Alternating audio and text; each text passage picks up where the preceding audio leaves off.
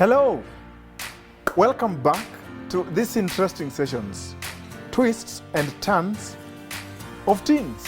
I'm sure you have a teen around, or maybe you are a teen yourself and your friends, you want to invite them so that we look at this dynamic age, an age where there's a lot of changes psychologically, physiologically. The man is becoming an adult. The girl is becoming a woman. And things are happening. They are thinking, what should I do with my time? Probably they are stuck on some screen somewhere. Please tell them to rush and come. And today, again, one more time, we are coming to the second and the last part of the discussion that really shook the media last time on the topic, teens and screens. Welcome. I would like us to pray just before we begin into this discourse. Heavenly Father, we thank you again for bringing us together with your children to hear what is your purpose. I pray that as we discuss this topic, you'll open our understanding and bless us. We ask it in Jesus' name. Amen. Teens and screens. Probably now you're starting to rethink, maybe the time I spend on the screen is quite a lot. And in the last episode, we looked at several concerns. There were actually three. I told you, check on your consumption, how much. And even in the how much, you want to think of the content. I'm going to talk about that today. And when we talk about screens, we mean mobile phones, we mean anything that can access social media, telephony, PlayStation, games, TV, and all these things, even movies and series, friends.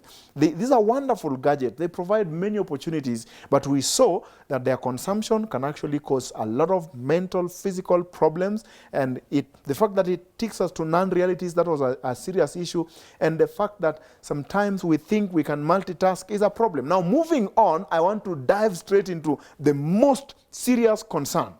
Guess which one it is? Health. Well, no, I've been watching TV all this while. I am agile, I'm healthy. What do you mean? Well, friends, there are many, many studies that show today our bodies, our physiology is changing because of the use of technology. Actually, on your screen is a picture of someone whose spinal bones are actually enlarging because they are always stooped down. And maybe you're starting to feel there is some migraine and pain of the chest. You've sat on a TV, on a screen for too long. Some people I know have bruises and blisters because of texting. It could be you. Well, these are issues that we have to address. Today, most young people are having problems with their eyes. Could it be that it's the blue screen which is the problem? Well, a few years ago, we thought it was, but now it's been confirmed. Why a lot of teens are on I wanted to say they're on screens, but I wanted to mean glasses. Why a lot of young people are on glasses is because those eyes have been affected by the blue light of the screen. Not to talk about the media, the music that is on our ears and our earphones that are loud and booming, or trying to listen to music devices. Loss of hearing is today skyrocketing because of media, because of music, because of just being plugged on devices most of the time. I think these are physical, serious health effects that we have to think about as teens. Because when you have lost your hearing, what more then would you say? Now, there's also a research I would like to give you. This caught my attention. It's by it was done by some guys from the university, and they were saying that young people who spend a lot of time, especially in the age of 12 to 19, if you spend a lot of time on Facebook, you are likely to develop the following disorders. Listen to them. Number one, eating disorder. This includes anorexia, bulimia, and intense dieting. You know, why? Because when you go to Facebook, you find everybody is slim and healthy and their face is looking good. But you are just increasing, weight. You wish you were like the cows that we studied about in the story of Joseph, the cows that were eating and not growing fat. But here now you see you are eating and you're growing fat, and you're realizing your friends are not like that. Then they have good bodies, and this has created a serious psychological problem where people today have eating disorders because they are physically dissatisfied with their bodies. And people go to the extreme where they want to post everything that happens around them. They don't know it's going to have a negative effect on them, causing self-esteem. For example, let's just take it. You posted something on Facebook, or you put a status and no one responds on it. How do you feel? You feel very nice. Today I got 0 likes.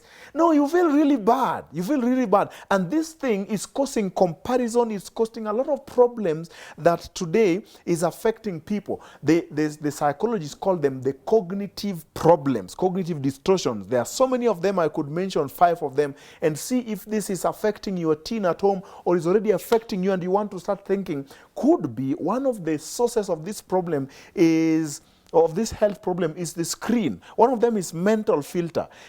Most social media today has something called distorted self.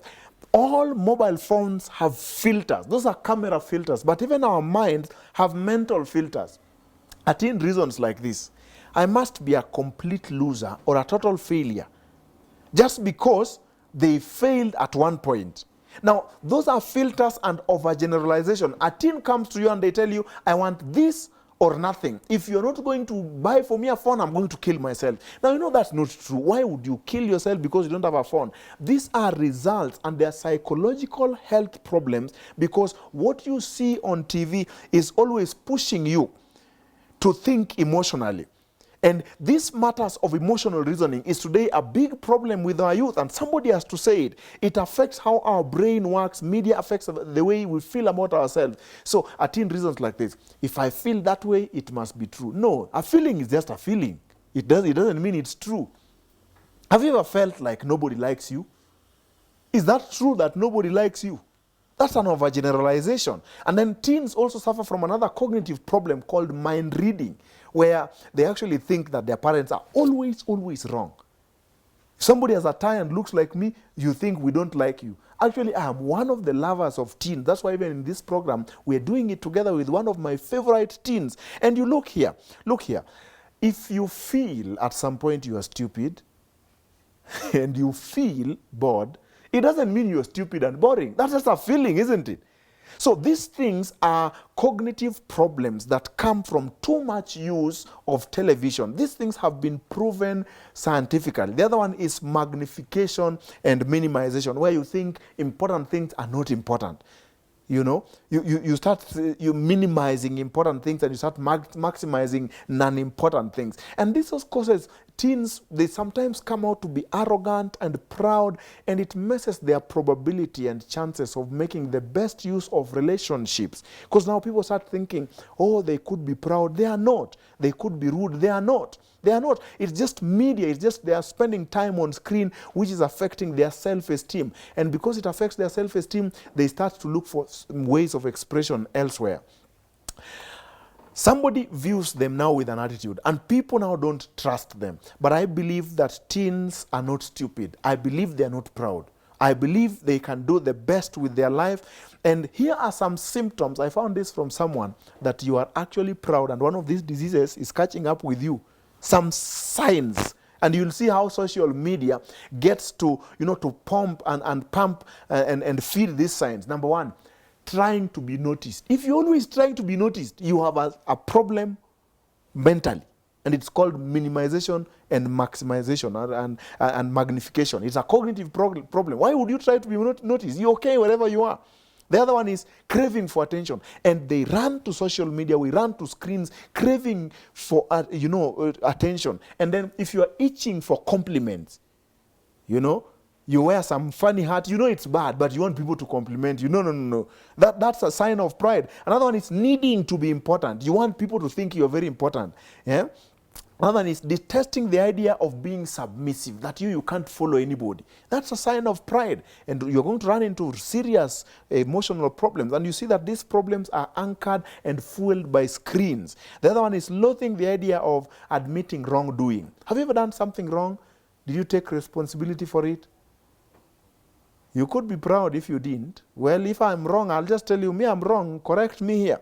And if you're also strongly opinionated, that's also a sign that you could be too proud, demanding your way, wanting control over others, and flaunting your individual rights, refusing advice. That's a sign of being proud. Another sign is being critical, yet you don't want to be criticized. And then being oversensitive. Any small thing, these guys don't like us. That's being proud. Then the last one. Let me pause before you think about this last one. Thinking that you have excellencies you don't even have. Now, look here. This is serious. This is serious. Why? This leads people to rush to open YouTube channels to display their ignorance. They think they're actually very good cooks, but when you look at the things they cook, okay, let me not get there. But friends, there's even a new disease called Facebook envy. Depression, self-loathing, you hate yourself, rage, resentment, and feelings of inferiority, because when you look at others, you see they're looking good, but you're not looking good. Friends, let me tell you, if there is a serious concern I will raise about media, about screens, is this one for health. And I don't mean physical health, I mean emotional health. Today, people are so pessimist, they're so insecure about their organs, how they look like, and things like that. And that is why I came to remind you. Last time I told you, check on your consumption. Last time I told you, check that you look for realities on TV. Last time I also told you, check on whether TV helps you to multitask. Do one thing at a time and go to media. Do something about your time on media. Today I've come to tell you this health thing is so serious. Very serious. And today I have only 2 issues to raise. Guess what? The next one is more serious than health. I'll share it with you right after the break.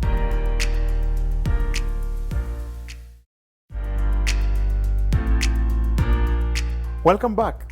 I hope by now you're starting to think, maybe these screens could have serious effects. We've seen the effects on how much we consume, on our time, and even money. Bundles, think about the bundles you use.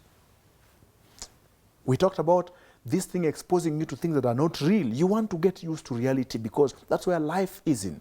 But also, I told you that people don't multitask. In fact, TV screens and mobile phones make us poor workers, poor learners. So train yourself to do one thing at a time and go to another and go to another and go to another. And then I was just raising health concerns, and I said so many things. Apart from this thing affecting your mind and your brain, we say there are so many psychological problems that come when you spend too much time on TV. I would like to move on to the very last important concern that I have with media, and this is on the area of relationships. And I'm not going to talk about this matter of, teens now have a bad relationship with their parents because they're always on their phone. That one, it has already caused a lot of problems, and you want to rethink how you use your time on the screen. But I have more serious issues. Friends, we live in a generation where we expect more from the gadgets than from people. Today, our interpersonal relationship is so affected.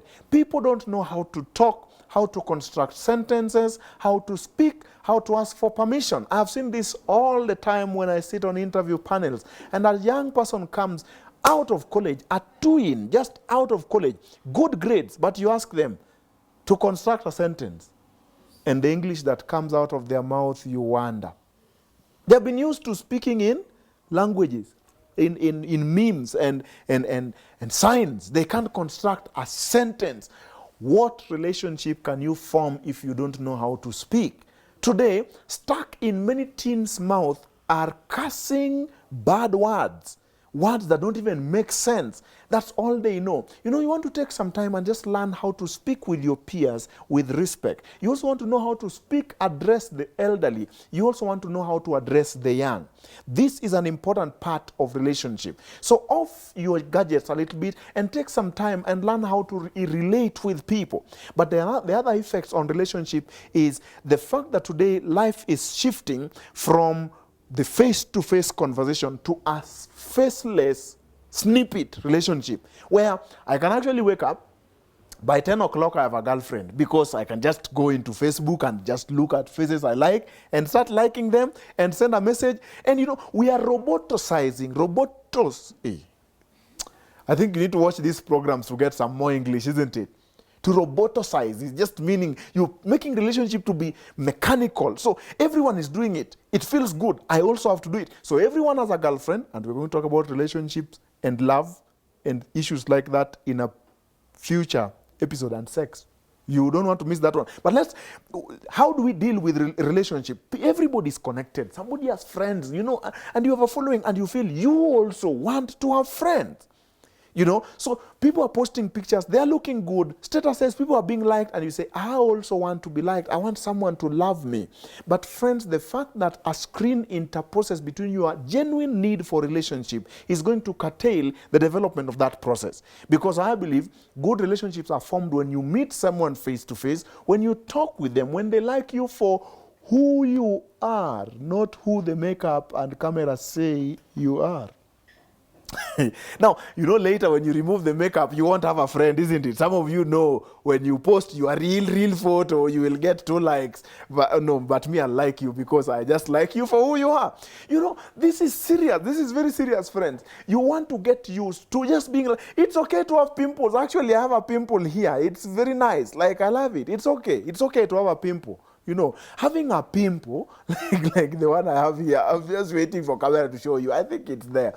It's still there. It's okay. Pimple just shows that you ate and your body decided, this one I don't want. Let me store it for future. And then future didn't come, then it became pimples. There's nothing wrong with having little deviations. Today, media has made people to think that there is no imperfection. You take a photo, you do a filter on it. It even gives you a rat's head. Hey. Anyway, let's go back to other effects on relationship. Now, more serious ones, by the way. As we come to the end, it's getting more serious. There are things like someone stalking you. Have you ever gotten annoyed of someone? Where did they get your number? And he just keeps annoying you and they're on your case all the time. Maybe because you didn't put good structures on how to manage your screen time. Maybe you put your phone number over there on Facebook and somebody got it and they're reaching out to you, and there are bad things that have happened. Online bullying, we know. We know people who have been conned. We know a lot of bad things that have happened, even rape cases, because we don't manage relationships well. I ask you, go back and check. My principle? I am only your friend if I know you in reality. I don't get to know people who are anonymous, people I don't know. But there's something else about these virtual walls, about relationships. You go there and you look at somebody's image, and the image, they put what they like, what they want you to see. So they put their hips, and their hips look big, and maybe they increased using if our phones can do these things. You take a photo, you enlarge the hips. So you like that one because of the lips. I mean, what did I say? Yeah, it's lips or hips, whatever it is. So you have liked someone, and because they show you too much than they would have shown you in real life, it starts developing images in your mind. And this thing has a bad effect on the area of sexuality. You get kind of some pornographic images on your mind. And even before that, today, I just read the other day that pornographic images have increased by 30% in the last 2 years over the internet. And so all around us, you just open anything, there's somebody who is skimpily dressed or something suggestive of a sexual event. And friends, for you later to form a good relationship, I'm going to talk about something on relationships and sex. And you will tell that media today is creating a big problem for our young people, because what it drives you is pornography. And when you go to pornography, that thing literally shrinks your mind. Literally, like science has proved it. Yeah? And later when your time comes, now you want to do your stuff with a woman, you will not be able to, and we will laugh at you. But what you want to do is preserve those powers. Avoid those images. And some of you, pornography drives you to masturbation. Again, the negative effects of masturbation, we can't just start saying on this show. Apart from, there are people who have gone mad. Just mad. Their head is blown out. And that's something you want to avoid. Now, the fact that social media, Facebook, and all these things, even on Instagram, people show skimpy images. This thing is a big assault on the brain, because the brain is supposed to be kept private from such things, because it creates some excitement into your bloodstream. But today, it's so easy to reach those things through media. And even music. I actually read something from the book called The Power of Sound. It says that the driving bass rhythms, the music we listen with big bass, and sometimes we like them even with bass of the mouth. It says those music, whether you like it or not, it creates addiction and sexual arousal. Now, when you're young, you want to be careful what arouses you sexually, because later you'll find this thing becomes a big problem when we're dealing with relationships. I have a very interesting session on relationships coming up, but today I want to wind up in a very serious way. I ask you to sit down and consider what I'm going to give you. These are practical steps that can help you with media. They have helped me. Now, write the word discernment somewhere on your book, on your phone. Then extract the word diet, D-I-E-T. Then I'm going to prescribe for you, how do you decide a media diet? When it comes to our daily consumption of media, you want to really check your diet. You need discernment in your diet. When out there is all this junk, there's tuk-tuk, TikTok, and all the nonsense out there. You want to check how you choose media. Number one, I'm going to give you stable principles to use. Number one, check on the quantity. What did I say? Quantity. It simply means the amount you consume. How do you check your quantity? You check this by time, you check this by bundles. When you start reducing the amount of time you spend, you are well on your way in determining and having control over your life, which is what you want to do. You don't want media to be controlling you. Number two, have what we call purpose. One is purpose in life and purpose for the media. For example, I'm only on 3 social media sites. Number one, of course, I can send you a message because I need it. I'm also on WhatsApp because I need it. I think there are 4. I am also on Facebook because I need it to connect, to catch up, like to stream live some of these things. And lastly, I am on Telegram, and I have never chatted with anyone on Telegram. I use Telegram to download information that is big. If you send me a message on Telegram, I'll never read it. So every social media, I don't need Instagram. I'm never there. I'm not going to be there. I don't need it. So you need to decide, why are you on Snapchat? Somebody is on everything just because their phone can handle. Purpose. Number one, what did I say? Quantity. Number 2, purpose. Number 3, quality. Quality.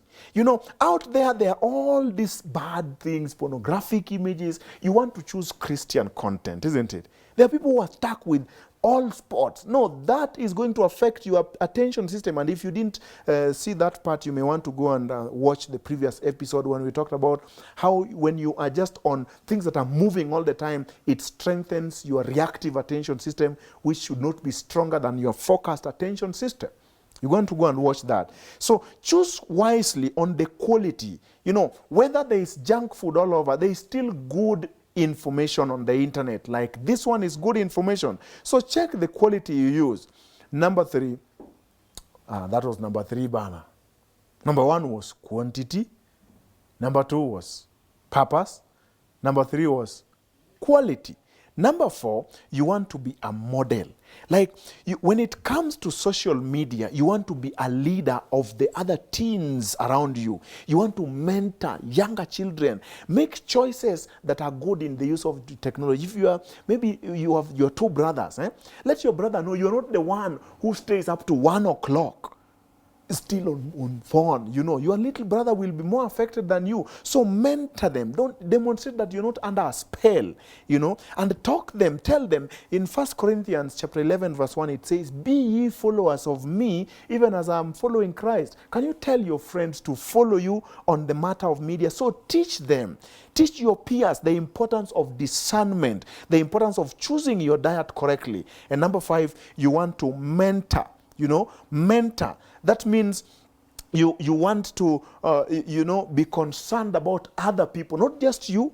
You want to be concerned about other people. You want to help them. You want to tell them there is need for you guys to make certain changes. So mentorship is important. If you know someone is looking up to you to remove his Facebook addiction, then you will do something about it. Number 6 is moderate. In fact, Philippians 4:5 says, let your moderation be known to all men. So choose wisely. Choose wisely as you choose what, how long you take. You're not this person who is just on everything. But number 7 is monitor. Monitor means you need to know how much money did I use last month on bundles. You need to keep a track. Yesterday, what time did I sleep? When you monitor, that will help you. Nehemiah one day had to wake up at night and monitor the walls of Jerusalem and see this part is broken. Monitor and see, yesterday I visited a pornographic site. Delete it. When you monitor, you can actually know whether you're making progress. That is number 7. And number 8, you need to be moving. Which direction? You move upward. The Bible says in Philippians 3:14, I press towards the mark. So don't be discouraged. Oh, yesterday I went back, I watched again. No, as long as you are moving and you are cutting down on your time and you're reducing, as long as you can say, oh, I used to spend this much on social media. Now I'm spending this much. We are moving, isn't it? And you encourage yourself. You keep moving towards the Lord. You keep moving towards the Lord. Then number 8, and I'm going to give you this number 9 now. Let me remind you, maybe you've forgotten, check on your quantity, check on your purpose for media use, check on the quality, and then model, be a role model, and then mentor. Have someone you are helping to overcome. Then moderate, monitor, check how much time, then move, keep making little steps, isn't it? And those things you can see them on the screen. And then motivate. That means your motivation should be coming from wanting to get the best. Be motivated by God's command. Be motivated by wanting to have the best health, by wanting to have the best mind, by wanting to do the best with your time. So be motivated from above. And this number 10 is the most important one. Look at it. It's called mediate. Now that mediate means pray about the thing. Pray about others who are struggling with screens. Friends, teens and screens is a big issue. You want to pray that God gives you discernment on how much, how long, which sides. If you want to start making a change, here is a place to begin. Keep watching us, keep following. There's a story I have to tell you before I leave this today. One day, God called Gideon. And Gideon had this many soldiers. And God told them, bring them to the water, I will prove them. And God had 2 tests. One, told them, those who go to the water and they lap like this with their heads facing down, send them back home. And God told Gideon, watch, if there are others who lap like a dog like this and their face kept up, those are the ones going to war. That story has serious import in our life as teens today. Screens can be like water. It's good, it can be used to quench some thirst, but don't dip your whole head into it. No, put your head up as you use it. Keep yourself focused. What's your mission of life? And that's why I would like to see you next time as we continue exploring more issues, more serious things about teens, their twists and their turns. I hope you are enjoying this session. Bye-bye for today.